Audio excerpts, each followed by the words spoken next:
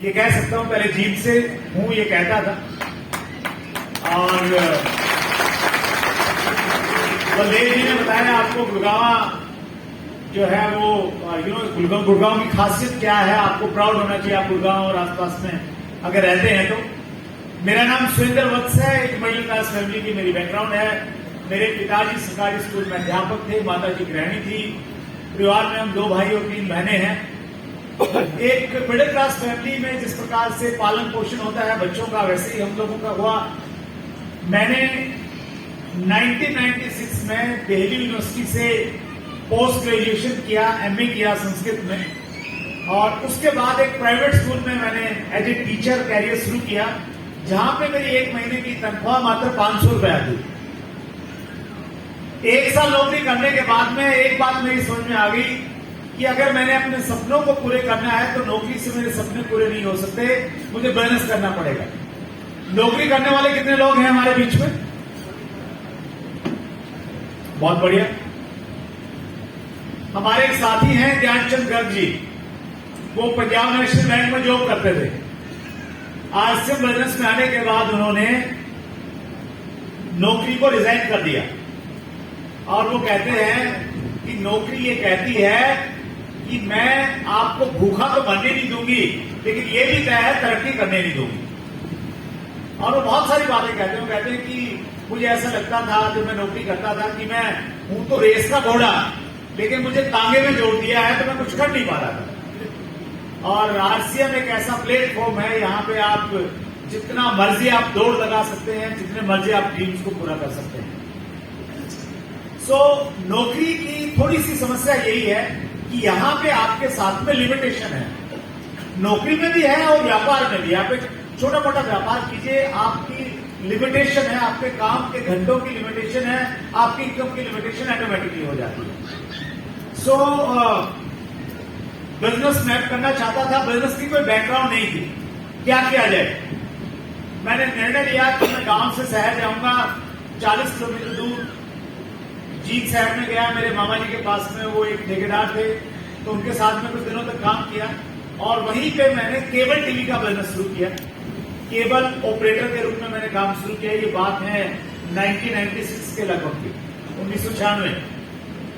उस समय कितनी सारी चीजें बदल गई अगर हम लोग देखते हैं तो। हम एक छतरी लगाते थे जिसको डिसेंटिना बोलते थे, 4 फीट बाय 4 फीट का उसका साइज होता था, और वीसीआर आता था उन दिनों। वीसीआर पे एक फिल्म दिखाते थे, और रामकिशन जी 150 रुपए मिलते थे 1996 में। आज भी केबल वालों को बेचारों को 150 ही मिलते हैं।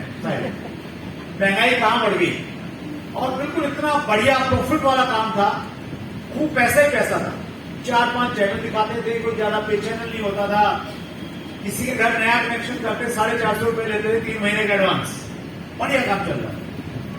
लेकिन प्रॉब्लम क्या थी? प्रॉब्लम ये थी कि पैसा तो आ रहा है, जब कलेक्शन करने जाता था मैं नोट की जेब भर जाती थी, लेकिन गली में से निकलते हुए लोग पीछे से आवाज लगाते थे, तो वो मेरा नाम लेके नहीं बुलाते थे, वो कहते थे केबल वाले सुनना। क्या कहते थे? केबल वाले पैसे नहीं आ रहा तो डिश दे दो। अच्छा लगता हो? हेलो, नहीं लगता होगा? और मैं एक चीज आपसे कहना चाहता हूं, ये मेरा दर्द है, और बहुत सारे लोगों का दर्द होगा। हम ऑटो वाला, रिक्शा वाला, सब्जी वाला ये कहते हैं, अक्सर बुलाते हैं, मतलब कुछ ज्यादा ध्यान नहीं देते हैं। लेकिन थोड़ा सा अगर आप अंतर पैदा करें, उनका नाम पूछें और उनको नाम से बुलाएंगे, तो आपको एक अलग तरह की रिस्पेक्ट मिलेगी और एक अलग तरह की भावना उनकी तरफ से आएगी। राइट। प्रेमचंद जी हिंदी के बहुत बड़े लेखक हुए हैं। उनका एक निबंध है लेखक और लेखन। उसमें उन्होंने लिखा है कि मानव की अभिलाषा है कि उसका नाम सफेद कागज पे काले अक्षरों में लिखा जाए और दुनिया उसको पढ़े। हर मानव की अभिलाषा है कि लोग उसको जाने, उसके नाम से जाने, उसके नाम से पहचाने। मुझे अच्छे से याद है जब पहली बार मुझे चेक के ऊपर में अपना नाम दिखाई दिया ना, आरसीएम से पहला चेक आया, पहले चेक आते थे तो उसमें मेरा नाम था। मैंने वो बैंक में जमा ही नहीं करवाया बहुत दिनों तक, मुझे बड़ा अच्छा लगता था मेरा नाम लिखा हुआ है, पेन से भी प्रिंट होके आया हुआ है नाम। वो बहुत अच्छा लगता था क्योंकि वो डर था कि लोग केबल वाला कह के बुलाते थे। सो केबल टीवी के बिजनेस में मैं पैसा कमा रहा था, लेकिन दो वहां समस्याएं थी। एक तो रिकॉग्निशन नहीं था, मान सम्मान नहीं था, और दूसरी समस्या ये थी वहां टाइम फ्रीडम नहीं थी। 24 घंटे काम करना पड़ता था। रात में भी लोग आके घंटी बजाते थे कि भैया केबल खराब होगा, ठीक करके आओ। और अब काम कैसा कौन सा किया जाए कोई मालूम नहीं था। हमने कहानी सुनी थी बचपन में, सब लोगों ने सुनी, कहानी तो रटी होगी, अंग्रेजी की थी। Once there was a crow, he was very thirsty. याद है कुछ लोगों को? रट्टे वाली चीज याद रहती है, वैसे भूल जाते हैं हम लोग। तो रट्टा लगाया था, उस कहानी का एक मॉरल था नीचे, where there is will there is way, जहां चाह वहां। और ये कहानियां इसलिए हमें पढ़ाई जाती हैं बचपन में ताकि हम अपनी जिंदगी में उनको इस्तेमाल कर सकें। सिर्फ नंबर लेने के लिए नहीं होती हो, असली मकसद उसका जिंदगी में लागू करें उनको अपनी जिंदगी में हम लोग। सो उस कहानी का शीर्षक ये है कि जहां चाहत होती वहां रास्ते मिल जाते हैं। सो मेरी बड़ी तीव्र इच्छा थी कि मैं ऐसा काम करूं जिसमें पैसा तो मिले, पैसे के बिना तो बात नहीं बनेगी, लेकिन पैसे के साथ में दो चीजें हो, क्या? टाइम फ्रीडम हो और मान सम्मान हो, लोग नाम के साथ में रिकॉग्नाइज करें।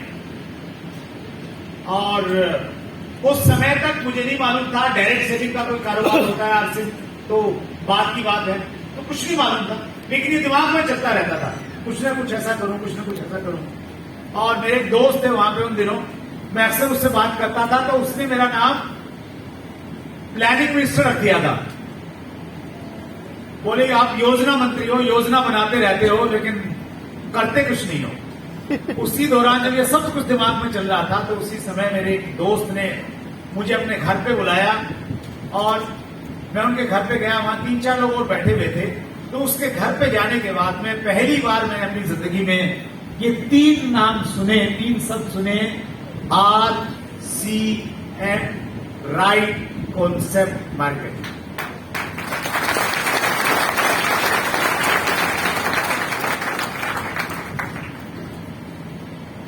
कितने लोग हैं जो होम मीटिंग करते हैं? होम मीटिंग हमारे यहां पे ऑडियो है, आजकल यूट्यूब पे मिल जाएगी, आप लिखिएगा यूट्यूब में डाल के, हाई स्पीड 22-30 पंडित, हाई स्पीड 22-30 पंडित। उसमें बताया गया है कि होम मीटिंग हमें क्यों करनी चाहिए, क्या फायदे हैं। आप बहुत सारे लोग होम मीटिंग इसलिए कीजिए क्योंकि मेरा ऐसा मानना है कि डायमंड होम मीटिंग्स में पाए जाते हैं, क्योंकि मैंने पहली बार आरसीएम का प्लान होम मीटिंग में देखा था। और आप किसी को होम मीटिंग में प्लान दिखा दो और उसके बाद में राधा कृष्ण हॉल में बिठा दो, फिर तो स्टार भी पक्का है आपका। नीचे वाले का पक्का है तो आपका तो ऑटोमेटिकली पक्का हो जाएगा। सो होम मीटिंग में दोस्तों मैंने मार्केटिंग प्लान देखा, बहुत सारे डाउट थे, शक थे, संशय थे। बिल्कुल ही लगता था कि बगैर पैसे के बहुत सारा बड़ा बिजनेस हो सकता है, बहुत सारा काम हो सकता है, लेकिन अपने दोस्त को खुश करने के लिए मैंने ज्वाइन किया। बहुत संक्षेप में अगर मैं बातचीत करूं तो 3 महीने तक मैंने कुछ नहीं किया। 3 महीने के बाद मेरे क्लाइंट मुझे इसी प्रकार से जैसे आपको पुदरवाया गया है, मुझे भी पुदरवा दिया गया। और जब ऐसे कार्यक्रम में बैठा, ऐसे मीटिंग में बैठा, पहली बार मुझे ऐसा लगा कि मुझे ये बिजनेस करना चाहिए। फर्स्ट है, आपको भी लगेगा, आपको किसी व्यक्ति का डायलॉग झंझोड़ेगा अंदर से, आप किसी को इनकम देख के आप अट्रैक्ट होंगे, किसी की पर्सनैलिटी देख के आप अट्रैक्ट होंगे, पता नहीं क्या चीज आपको रिलेट करेगी, लेकिन करेगी। उस मीटिंग के बाद मैंने काम करना स्टार्ट किया आरसीएम बिजनेस में, और उतार चढ़ाव आए, अप डाउन आए। आरसीएम के पीछे है ना बिजनेस लिखा हुआ है। क्या है आरसीएम? बिजनेस। बिजनेस का मतलब है उतार चढ़ाव। क्या है? उतार चढ़ाव अप डाउन